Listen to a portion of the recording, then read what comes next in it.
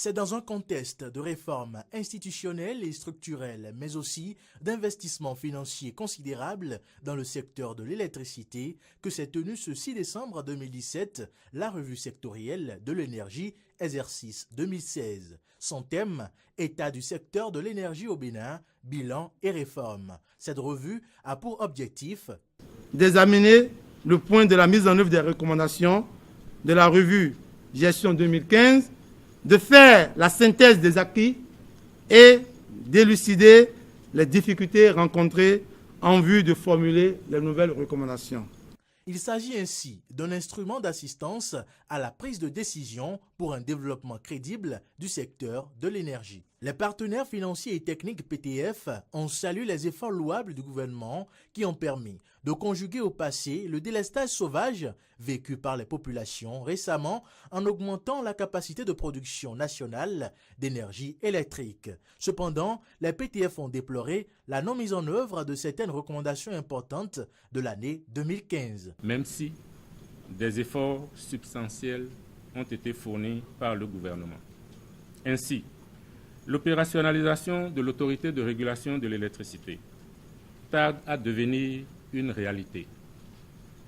Par ailleurs, le processus d'actualisation du Code bénino-togolais de l'électricité et du Code béninois de l'électricité traîne à démarrer. Sur ce dernier point, le ministre de l'Énergie n'a pas accordé son violon avec les partenaires financiers et techniques. Je suis un peu moins d'accord avec le coordonnateur par rapport à la révision du Code bénino-togolais qui, pour moi, est dans la bonne voie, puisqu'elle a été maintenant introduite au niveau du Parlement. Il a été introduit au niveau du Parlement, qui va donc passer à la ratification.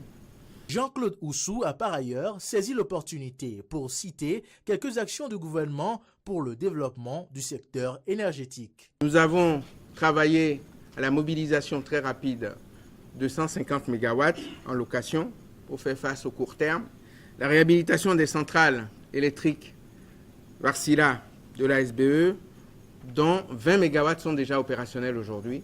Nous avons lancé il y a 2 mois la construction de la première centrale thermique dual fuel du Bénin de 120 MW. C'est historique dans notre pays.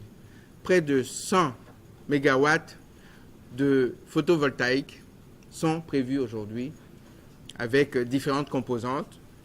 Je peux citer rapidement les 45 MW du deuxième compact MCA, les 25 de l'agence appuyée par l'Agence française de développement et une trentaine qui constitue la somme de plusieurs producteurs indépendants.